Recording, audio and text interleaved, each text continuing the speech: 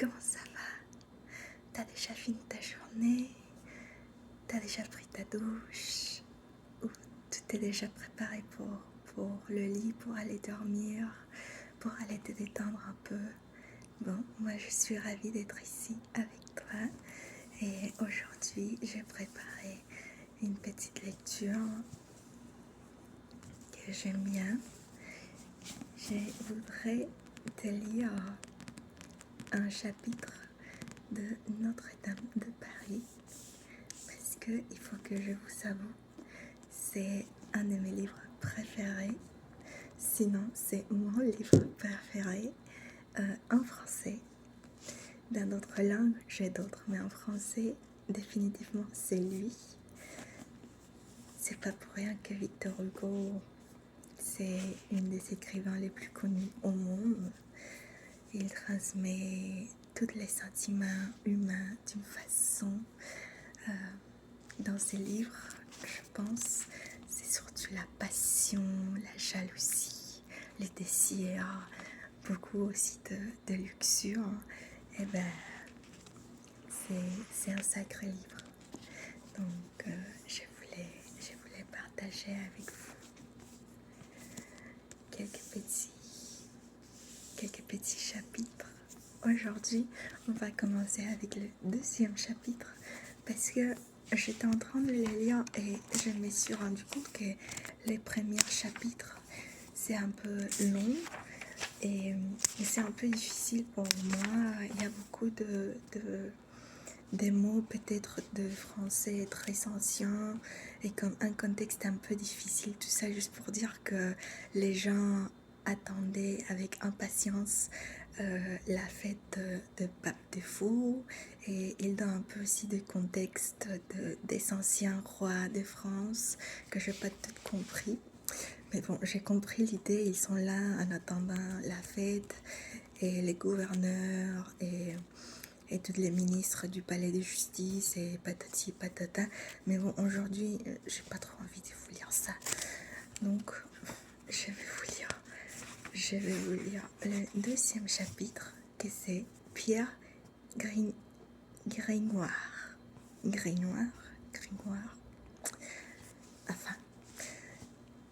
Donc, il dit, cependant, tandis qu'il haranguait la satisfaction, l'admiration unanimement excitée par son caution, se dissipait à ses paroles, et quand il arriva à cette conclusion malencontreuse, dès que l'éminentisme cardinal sera arrivé, nous commencerons.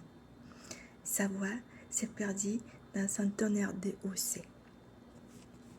Pas huées, huées. Commencez tout de suite. Les mystères tout de suite, criait le peuple.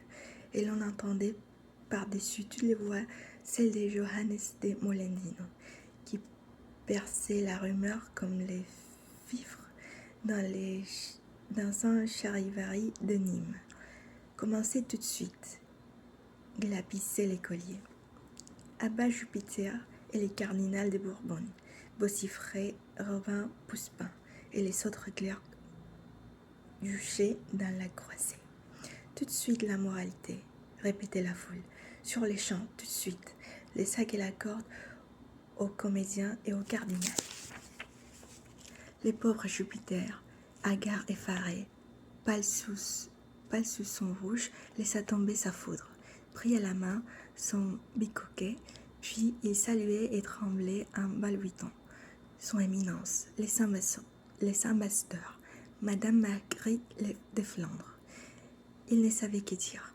Au fond, il avait peur d'être pendu.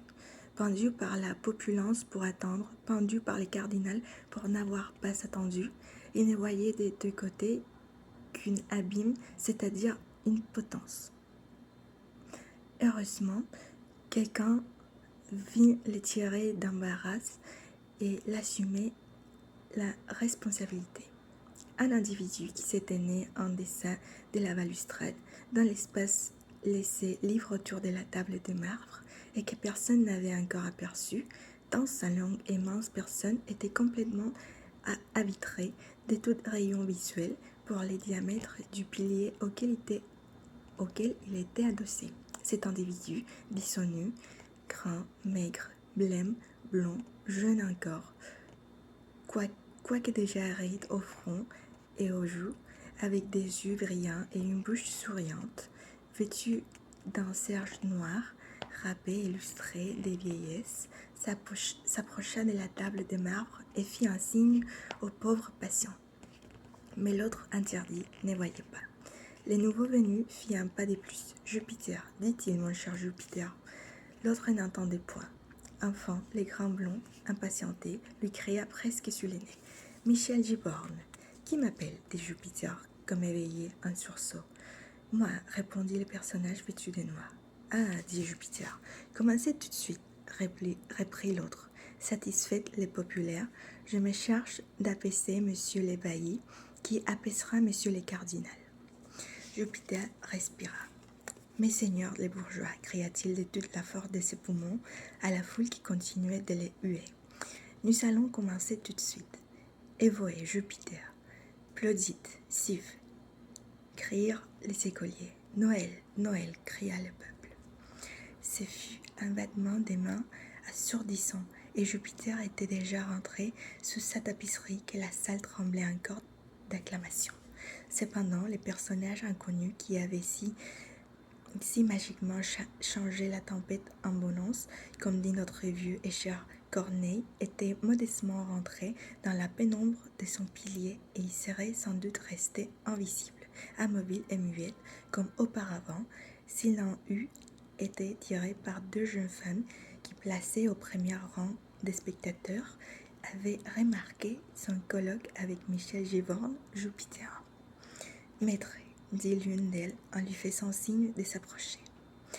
Taisez-vous donc, ma chère Liénarde, dit sa voisine jolie, fraîche et toute frappe à force d'être endimanchée. Ce n'est pas un clerc, c'est un laïc. Il ne faut pas dire maître, mais bien messire. Messire, dit Léandre. L'inconnu s'approcha de la balustrade. Que voulez-vous de moi, mademoiselle demanda-t-il avec empressement. Oh, rien, dit Léandre, toute confuse. C'est ma voisine Gisquette, l'âge ancienne, qui veut vous parler.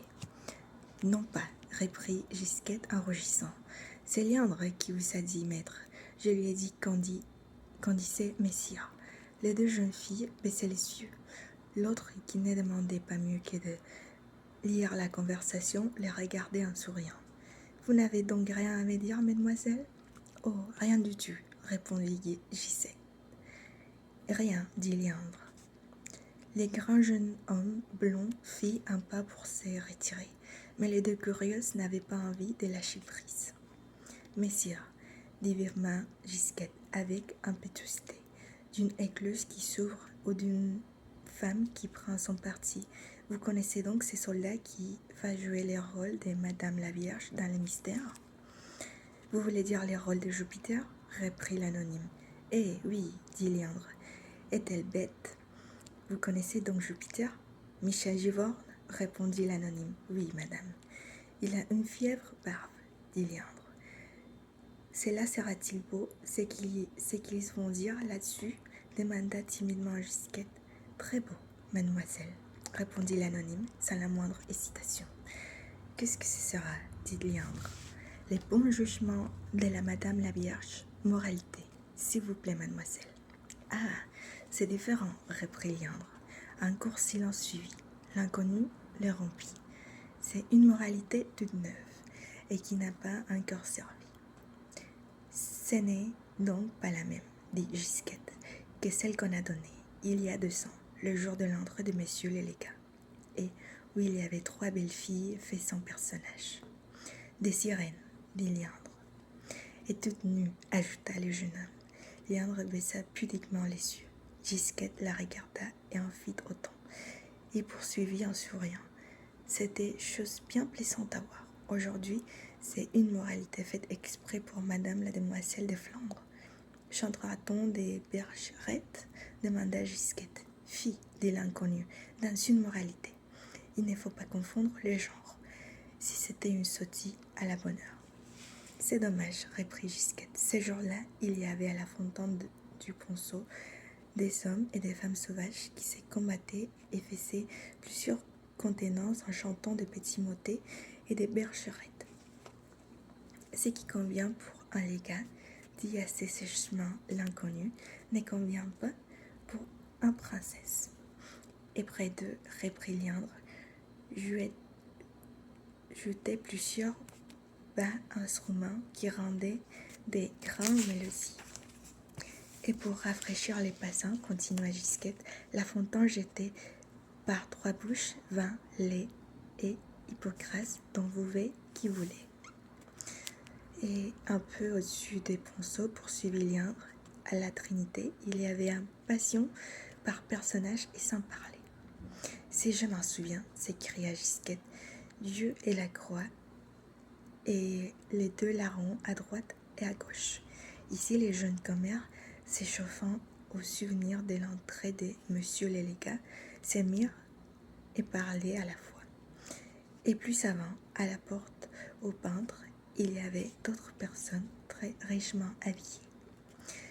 Et à la fontaine, sans innocents, ces chasseurs qui poursuivaient une biche avec grand bruit des chiens et des trompes de chasse. Et à la boucherie de Paris, ces échauffeaux qui figuraient de la Bastille des Dieppe. Et quand le légat passa, tu sais, Gisquette, on donna l'assaut et les Anglais eurent toutes les gorges coupées. Et contre la porte de Châtelet, il y avait des très beaux personnages. Et sur les ponts au change, qui étaient toutes tendues par-dessus. Et quand le légat passa, on laissa voler sur les ponts plus de 200 douzaines de toutes sortes d'oiseaux. C'était très beau, Liandre. Ce sera plus beau aujourd'hui, reprit enfin leur interlocuteur, qui semblait l'écouter avec impatience. Vous ne promettez que ce mystère sera beau, dit Gisquette. Sans doute, répondit-il. Puis il ajouta avec une certaine emphase. Mademoiselle, c'est moi qui en suis l'auteur. Vraiment, dirent les jeunes filles, toutes ébahies. Vraiment, répondit le poète en se renjorgeant légèrement. C'est-à-dire, nous sommes 2. J'ai un machin qui a scié les planches et dressé la charpente du théâtre et toute la boiserie, et moi qui a fait la pièce. Je m'appelle Pierre Grignoire. L'auteur du Cid n'eût pas dit avec plus de fierté. Pierre Corneille. Nos lecteurs ont pu observer qu'il avait déjà dû s'écouler un certain temps depuis le moment où Jupiter était rentré sur la tapisserie jusqu'à l'instant où l'auteur de la moralité nouvelle s'était révélé ainsi brusquement à l'admiration naïve de Gisquette et de Liandre. Chose remarquable, toute cette foule, quelques minutes auparavant, si tumultueuse, attendait maintenant avec mansuétude sur la foi du comédien, ce qui prouve cette vérité éternelle, et tous les jours encore éprouvée dans nos théâtres, que le meilleur moyen de faire attendre patiemment le public, c'est de lui affirmer qu'on va commencer tout de suite. Toutefois, l'écolier Johannes ne s'endormait pas. « Oh là hé !» cria-t-il à toute coupe au milieu de la passible attente qui avait succédé au trouble. « Jupiter, Madame la Vierge, bateleur du diable. Vous gossez-vous la pièce, commencez ou nous recommençons. » Il n'en fallut pas davantage. Une musique des hauts et des bas instruments se fit entendre dès l'intérieur de l'échauffage. La tapisserie se souleva. 4 personnes bariolées et fardées en sortirent, grimpèrent la roide échelle du théâtre et parvenus sur la plateforme supérieure, se rangeant en ligne devant le public, qu'ils saluèrent profondément. Alors la symphonie se tut. C'était les mystères qui commençaient. Les 4 personnages, après avoir largement recueilli les paiements de leur révérence, un applaudissement, entament au milieu d'un religieux silence un prologue dont nous faisons volontiers grâce au lecteur. Du reste, ce qui arrive encore de nos jours, le public s'occupait encore plus des costumes qu'il portait que du rôle qu'il débitait. En vérité, c'était justice. Il s'était vêtu toutes 4 des robes mi-parties, jaunes et blancs, qui se distinguaient entre elles que par la nature de l'étoffe. La première était un brocart, or et argent, la deuxième en soie, la troisième en laine, la quatrième en toile. Les premiers des personnages portaient en main droite une épée, les seconds deux glaives d'or, les troisièmes une balance, les quatrièmes une bêche. Et pour aider les intelligences paresseuses qui n'auraient pas vu clair à travers la transparence de ces attributs, on pouvait lire en grosses lettres noires brodées au bas de la robe de brocart, je m'appelle noblesse. Au bas de la robe en soie, je m'appelle clergé. Au bas de la robe en laine, je m'appelle marchandise. Au bas de la robe en toile, je m'appelle la pour. Les sexes des deux doigts allégories mâles étaient clairement indiqués à tout spectateur judicieux par leur robe moins longue et par la cramignole qu'elles portaient en tête, tandis que les deux allégories femelles, moins court vêtues, étaient coiffées d'un chaperon.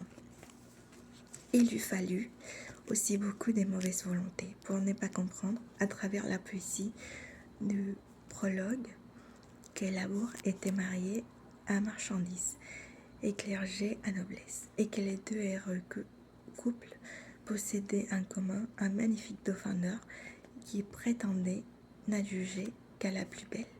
Il s'allait donc par les monts cherchant et quêtant cette beauté.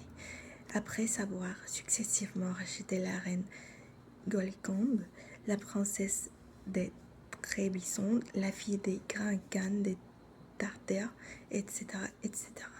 Labour et clergé noblesse et marchandises étaient venus se reposer sur la table de marbre du palais de justice en débitant devant l'honnête auditoire autant de séances et de maximes qu'on en pouvait alors dépenser à la faculté d'art et aux examens sophismes, déterminances, figures et actes où les maîtres prenaient leur bonnet de licence. Tout cela était en effet très beau. Cependant, dans cette foule sur laquelle les quatre allégories versaient à qui mieux de flottes des métaphores, il n'y a pas une oreille plus attentive, pas un corps plus palpitant, pas un œil plus hagard, pas un cou plus tendu que l'œil, l'oreille, les coups et les cœurs de l'auteur du poète de ces braves Pierre Grignoire, qui avait pu résister les moments d'auparavant à la joie de dire son nom à deux jeunes filles. Il était retourné à quelques pas d'elle, derrière son pilier, et là, il écoutait, il regardait, il savourait. Les bienveillants applaudissaient qu'il avait accueilli les dévots de son prologue, retentissant encore dans ses entrailles. Et il était complètement absorbé dans cette espèce de contemplation extatique, avec laquelle un auteur voit ses cités tomber une à une de la bouche de l'acteur dans le silence d'un vaste auditoire, digne Pierre Grignoire. Il nous en coûte de le lire, mais cette première extase fut bien vite troublée. À peine Grignoire avait-il approché ses lèvres de cette coupe environnée de joie et de triomphe qu'une goutte d'amertume vint s'y mêler. Un mendiant déguenillé qui ne pouvait faire recette perdue qu'il était au milieu de la foule et qu'il n'avait sans doute pas trouvé suffisante indemnité dans les poches de ses boissons, avait imaginé de se jucher sur quelques points en évidence pour attirer les regards et les aumônes. Il s'était donc hissé pendant les premiers vers du prologue à l'aide des piliers de l'estrade réservée jusqu'à la corniche qui embordait de la balustrade à sa partie inférieure. Et là, il s'était assis, sollicitant l'attention et la pitié de la multitude avec ses saillons et une plaie idieuse qui couvrait son bras droit. Du reste, il ne proférait pas une parole. Les silences qu'il gardait laissaient aller les prologues sans encombre, et aucune des sortes sensibles ne serait survenue si le malheur n'eût voulu que l'écolier Johannes avisa du haut de son pilier. Les mendiants et ses s'immergeaient.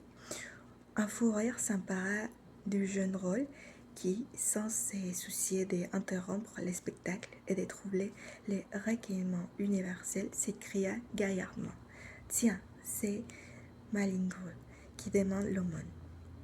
Quiconque a jeté une pierre dans une mare à grenouilles ou tiré un coup de fusil dans une volée des oiseaux peut se faire une idée de l'effet qui produisirent ces paroles incongrues au milieu de l'attention générale. Grignoire en tressaillit comme d'une secousse électrique. Les prologues resta court et toutes les têtes se retournèrent en tumulte vers les Médinins qui, loin de se déconcerter, vit dans ces incidents une bonne occasion de récolte et s'est mis à dire d'un air dolent et fermant ses yeux à demi. La charité, s'il vous plaît. Et mais sur mon âme, reprit Johannes, c'est Clopin t'orfait fou. Oh la haie, l'ami, tes plaies, tes gênés, donc à la jambe que tu l'as mis sur ton bras. En parlant ainsi, il jetait avec une adresse des signes un petit blanc dans le feutre gras. Les Médinants tendaient de son bras malade. Les Médinants reçus sans brancher l'aumône et les sarcasmes et continua d'un accent lamentable. La charité, s'il vous plaît. Cet épisode avait considérablement distrait l'auditoire et un bon nombre de spectateurs. Robin Puspin et tous les clercs en tête applaudissaient gaiement à ces duos bizarres qui venaient d'improviser au milieu du prologue. L'écolier avec sa voix criarde et les Médinins avec son imperturbable plasmodie. Grignoire était fort mécontent. Revenu de sa première stupéfaction, il s'est évertué à crier aux 4 personnages en scène. « Continuez, que diable, continuez !» Sans même déguer, jeter un regard de dédain sur les 2 interrompeurs. En ce moment, il se sentit tiré par les bords de son surtout. Il se retourna, non sans quelque humeur, et eut assez de peine à sourire. Il le fallait pourtant, c'était le joli bras de Gisquette, la Géncienne, qui passe à travers la balustrade, solliciter de cette façon son attention. « Monsieur, dit la jeune fille, est-ce qu'ils vont continuer ?»« Sans doute, répondit Grignoire, assez choqué de la question. « En ces cas, messieurs, reprit-elle, auriez-vous la courtoisie de m'expliquer ce qu'ils vont dire ?» interrompit Grignoire. « Eh bien, écoutez. »« Non, dit Gisquette, mais ce qu'ils sont dit jusqu'à présent. » Grignoire fit un sursaut comme un homme dont on toucherait la plaie à vif. « Peste de la petite fille sotte et bouchée, dit-il entre-temps. À dater de ce moment-là, Gisquette fut perdue dans son esprit. Cependant, les salteurs avaient obéi à son injonction, et le public, voyant qu'il se remettait à parler, s'était remis à écouter, non sans avoir perdu force, beauté, dans l'espèce de sourdure qui s'est fait entre les 2 parties de la pièce, ainsi brusquement coupée. Grignoire en faisait toute bas la même réflexion. Pourtant, la tranquillité s'était rétablie peu à peu. L'écolier s'était taisait. Les Médinins comptaient quelques monnaies dans son chapeau, et la pièce avait repris les dessus. C'était en réalité un fort bel ouvrage, et dont il nous semble qu'on pourrait encore fort bien tirer parti aujourd'hui, moyennant quelques arrangements. L'exposition, un peu longue et un peu vite, c'est-à-dire dans les règles, était simple, et Grignoire, dans les candides sanctuaires de son fort intérieur, en admirait la clarté.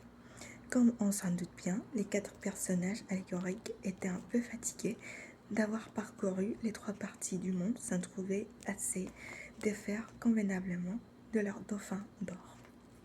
Là-dessus, l'éloge du poisson merveilleux, avec 1000 allusions délicates aux jeunes fiancés de Marguerite de Flandre, alors fort tristement reclus en Amboise, et ne se doutant guère que labour et clergé, noblesse et marchandises venaient de faire les tours du monde par lui. Les soucis dauphins, donc, étaient jeunes, étaient beaux, étaient forts et surtout magnifique origine de toute vertu royale. Il était fils de lion de France. Je déclare que cette métaphore hardie est admirable et que l'histoire naturelle du théâtre, un jour d'allégorie et épithalame royal, ne s'effarouche aucunement d'un dauphin fils de lion. Ce sont justement ces rares et pinandriques mélanges qui prouve l'enthousiasme. Néanmoins, pour faire aussi la part de la critique, les poètes auraient pu développer cette belle idée en moins de 200 vers. Il est vrai que les mystères devaient durer depuis midi jusqu'à 4 heures, d'après l'ordonnance du monsieur le prévôt, et qu'il faut bien dire quelque chose. D'ailleurs, on écoutait patiemment. Tout à coup, au beau milieu d'une querelle entre mademoiselle Marchandise et madame Noblesse, au moment où maître Labour prononçait ces vers mirifiques, on ne vit dans les voix bête plus triomphante. La porte de l'estrade réservée, qui était jusqu'à là restée si mal à propos fermée, s'ouvrit, plus mal à propos encore, et la voix retentissante de l'huissier annonça brusquement: Son Éminence, Monseigneur le cardinal de Bourbon. Et voilà, ça c'était le 2e chapitre de Notre-Dame de Paris de Victor Hugo.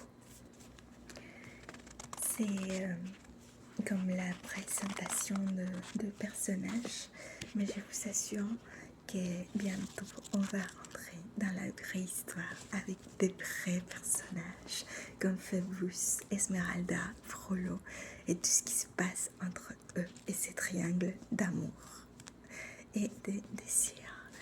J'espère que ça vous a plu, que vous aurez pu penser à d'autres choses, peut-être à ma mauvaise façon de prononcer quelques mots. Je m'excuse en avance, mais parfois c'est compliqué, mais je l'ai fait avec amour et avec toute l'envie pour que vous en profitez. Bon, repose-toi, oublie ce qui s'est passé aujourd'hui au travail et on se verra